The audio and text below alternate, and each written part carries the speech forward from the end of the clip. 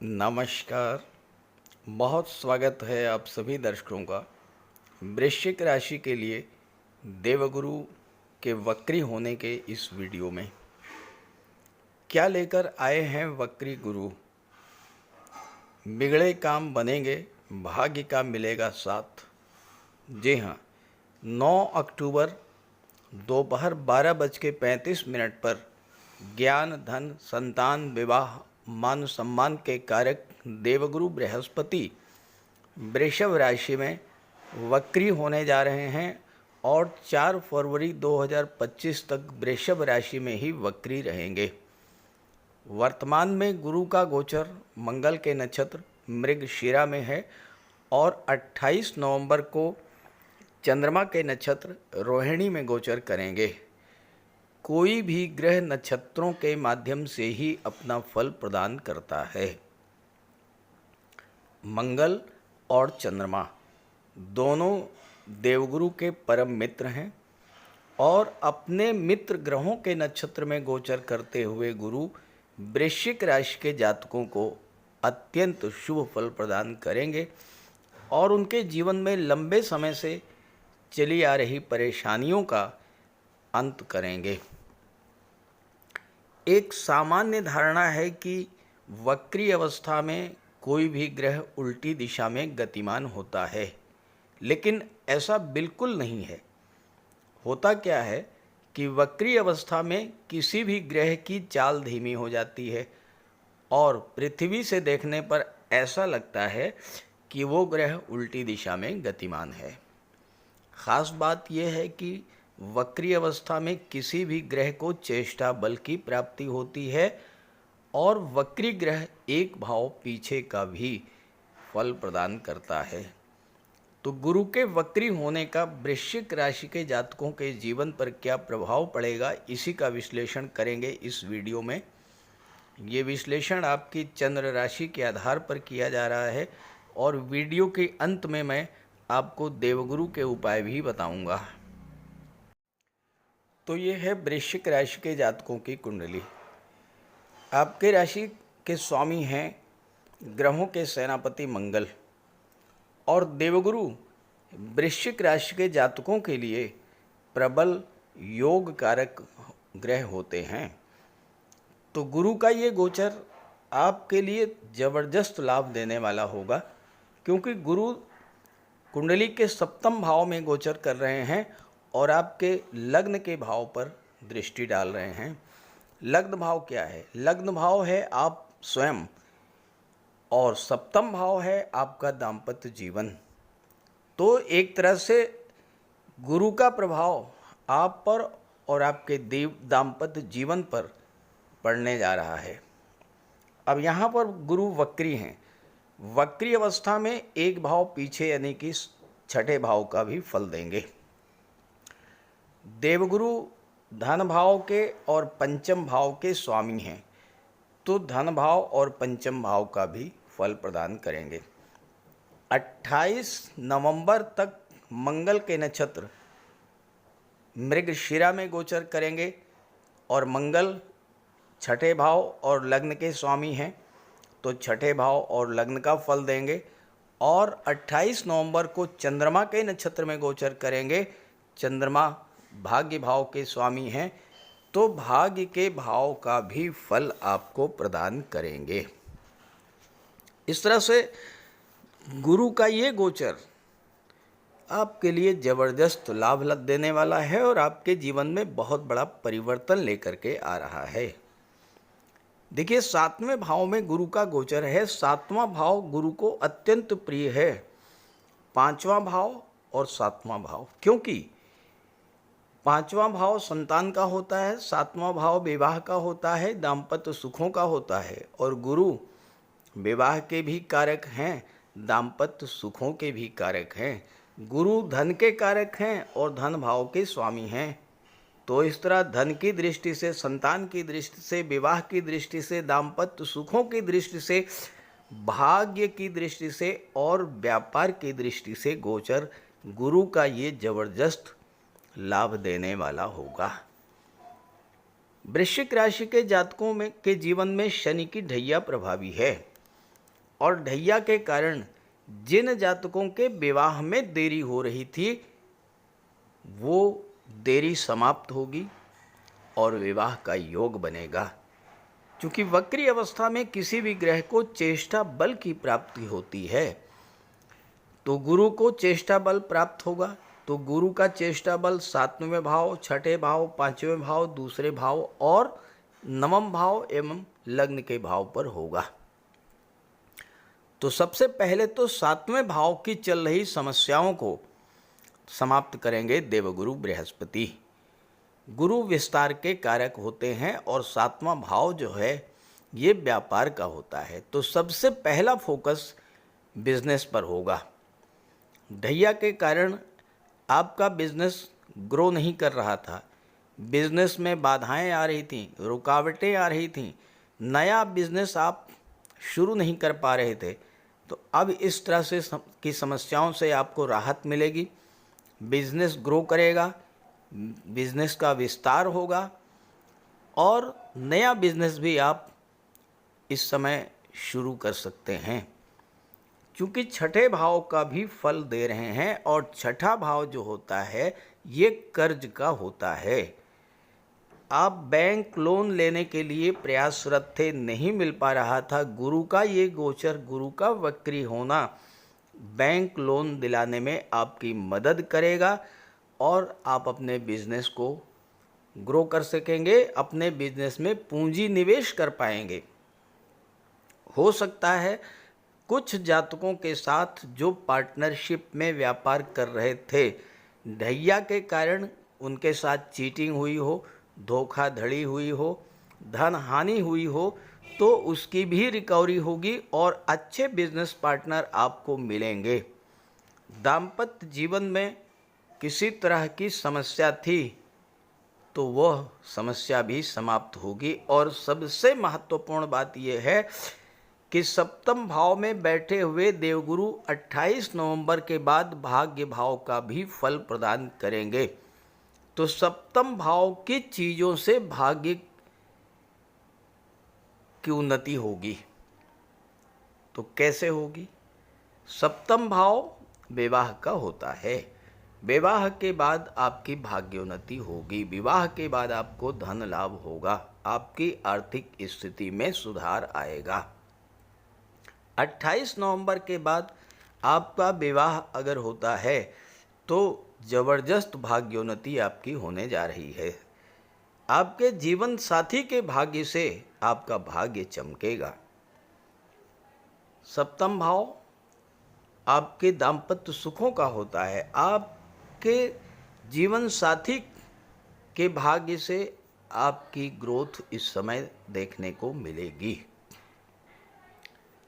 7वां भाव आपकी daily income का होता है। ढैया के कारण आपकी डेली इनकम अगर फ्लक्चुएट कर रही थी तो स्थिरता आएगी, डेली इनकम बढ़ेगी और सोशल इमेज भी आपकी इस समय बहुत अच्छी होगी। 7वें भाव से संबंधित जो समस्याएं लंबे समय से आपको परेशान कर रही थीं और आपको उनका कोई हल नहीं दिखाई पड़ रहा था, अब वो समस्याएं सॉल्व होंगी, उनका एक तर्क संगत हल आपको मिलेगा। क्योंकि वक्री हैं तो 6ठे भाव का भी फल देंगे। 6ठा भाव नौकरी का होता है। कैरियर के भाव के स्वामी सूर्यदेव हैं। सूर्यदेव गुरु के भी मित्र हैं और आपके राशि के स्वामी के मित्र हैं और आपके लिए प्रबल योग कारक हैं। तो इस समय जो बेरोजगार हैं उनको रोजगार मिलने का भी योग बनेगा, क्योंकि गुरु की चेष्टा 6ठे भाव पर होगी, गुरु का बल 6ठे भाव पर होगा। तो कंपटीशंस को क्रैक करने की दिशा में आप तेजी के साथ आगे बढ़ेंगे। बिजनेस पार्टनर या लाइफ पार्टनर के साथ किसी तरह का कोई डिस्प्यूट चल रहा था तो ये गोचर उसको सॉल्व करने वाला होगा और रिश्तों में नई मजबूती लाने वाला होगा। गुरु के प्रभाव से आप अपनी इनकम को बढ़ाने के लिए नए नए तरीके इस समय तलाश कर लेंगे। क्योंकि गुरु की दृष्टि लाभ के भाव पर पड़ रही है, 11वें भाव पर, और 11वां भाव आपकी इनकम का होता है। ज्योतिष शास्त्र ये कहता है कि अगर कुंडली में गुरु और मंगल का संबंध बन रहा है तो एक से अधिक साधनों से आपकी आय में वृद्धि होती है। अब यहाँ देखिए, लग्न के स्वामी मंगल, लग्न भाव पर मंगल की दृष्टि, छठे भाव के स्वामी मंगल और छठे भाव का फल दे रहे हैं मंगल, दे रहे हैं गुरु।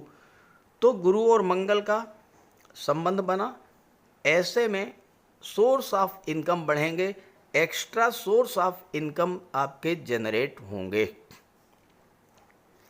आपके कुंडली में बुध 11वें भाव के स्वामी बनते हैं हमेशा हमेशा के लिए। हालांकि बुध आपके लिए कारक नहीं है, लेकिन गुरु की दृष्टि में अमृत होता है। गुरु की दृष्टि जिस भाव पर पड़ती है उस भाव से संबंधित चीज़ों का बहुत बड़ा लाभ आपको मिलता है। तो 11वें भाव की चीज़ों का लाभ आपको मिलेगा, आपकी इनकम बढ़ेगी, आपका फ्रेंड सर्किल बढ़ेगा, आपका सोशल सर्किल बढ़ेगा, आपको अपने मित्रों से, सहयोगियों से इस समय जबरदस्त लाभ की प्राप्ति होगी। गुरु की दृष्टि आपकी कुंडली के लग्न के भाव पर पड़ेगी। लग्न भाव आपका व्यक्तित्व होता है। वृश्चिक राशि मंगल की राशि है। मंगल के प्रभाव से वृश्चिक राशि के जातक अत्यंत पुरुषार्थी, पराक्रमी होते हैं, अत्यंत उत्साही होते हैं और निडर होते हैं। बड़ा सा बड़ा चैलेंज हो, बड़े से बड़ा कार्य हो, पीछे नहीं हटते हैं, हर तरह के चैलेंज को एक्सेप्ट करके जीवन में आगे बढ़ते हैं। संघर्ष करने की जन्मजात प्रतिभा होती है वृश्चिक राशि के जातकों में, लेकिन इस समय ढैया प्रभावी है। ढैया के कारण वृश्चिक राशि के जातकों के जीवन में जो उत्साह की कमी आई, आलस्य, थकान बढ़ा, स्वास्थ्य खराब हुआ, आपका डेली रूटीन डिस्टर्ब हो गया, तो इस तरह से जो समस्याएं आपके व्यक्तित्व में उत्पन्न हो गई थी उनका निराकरण करेंगे देवगुरु बृहस्पति।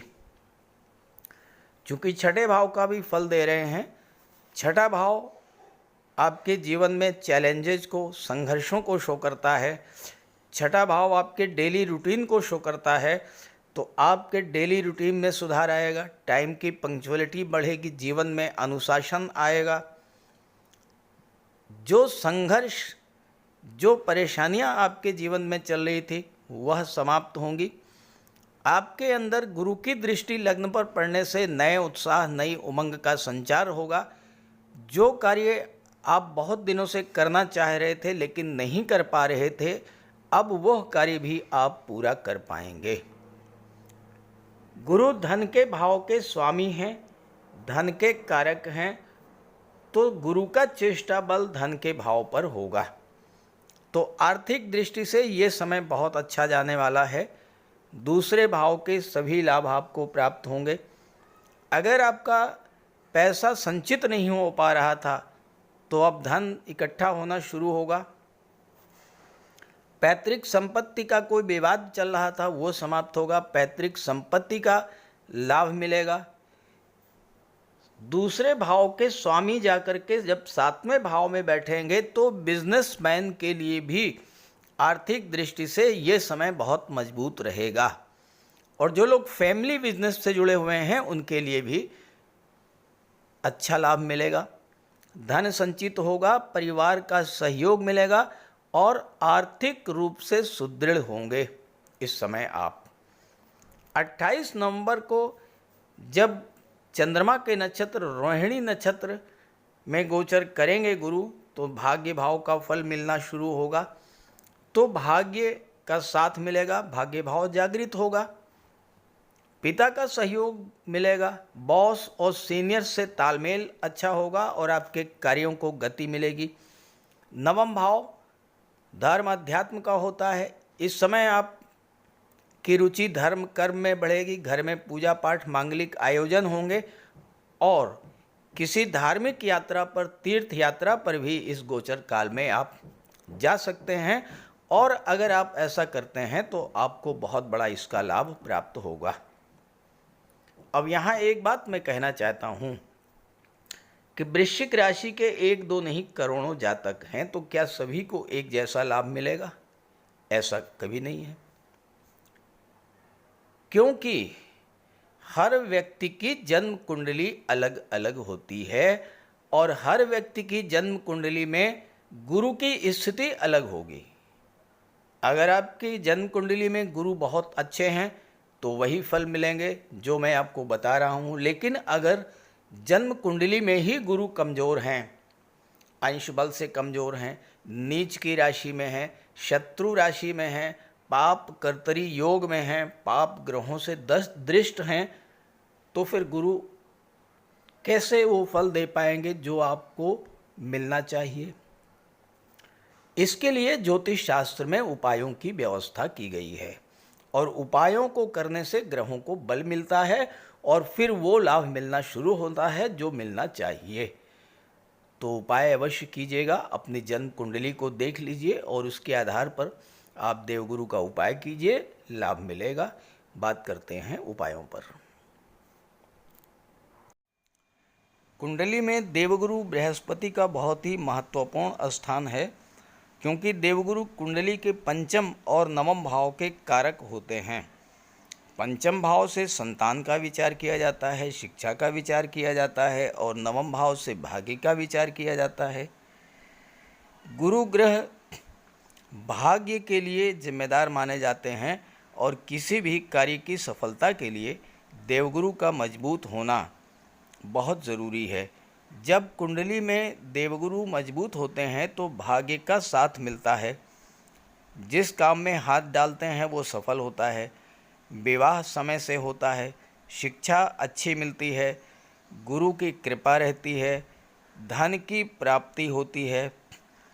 तो देवगुरु के लिए कुछ उपाय बताने जा रहा हूँ, उपाय ज़रूर कीजिएगा। अगर आपकी जन्म कुंडली में गुरु कमज़ोर स्थिति में है तो आपको गुरुवार का व्रत करना चाहिए। स्नान करते समय जल में आधा चम्मच हल्दी डालकर स्नान करें। स्नान के बाद पीले रंग के वस्त्र धारण करें और साथ ही साथ केसर या हल्दी का तिलक लगाएं और गुरुवार के दिन भगवान विष्णु की उपासना करें। घर में केले का एक वृक्ष लगा लें, उसकी पूजा करें, उसकी सेवा करें। भोजन में चने के बेसन, चीनी और घी से बने लड्डू का सेवन करें और अपनी क्षमता के अनुसार पीले वस्त्र, हल्दी, शहद, धार्मिक पुस्तकें, इन सब का दान कर सकते हैं। अगर गुरु ग्रह कमज़ोर है तो पुखराज धारण करें, लेकिन इसके लिए किसी योग्य ज्योतिषी की सलाह ले लें। माता पिता, गुरु और बुज़ुर्गों का सम्मान करें, उनकी देखभाल करें और उनका आशीर्वाद प्राप्त करें। साफ सफाई रखें, गुरु की सेवा करें और दही और चावल गरीबों को खिलाएं। किसी गरीब को, किसी दिव्यांग व्यक्ति को भोजन कराएं। किसी वृद्धाश्रम में जाकर के वृद्धों के साथ कुछ समय बिताएं, उनकी समस्याओं को जानें समझें। कोई ज़रूरी नहीं है कि आप धन से ही सहायता करें, तन और मन से भी आप मदद कर सकते हैं दूसरों की, और ऐसा करने से देवगुरु अत्यंत प्रसन्न होते हैं। और जब देवगुरु बलवान होंगे तो आपको पूरा लाभ मिलेंगे। तो ये उपाय करके देखिएगा, लाभ होगा। कमेंट करके बताइएगा ताकि आपके साथियों को भी इसका लाभ मिल सके। नमस्कार।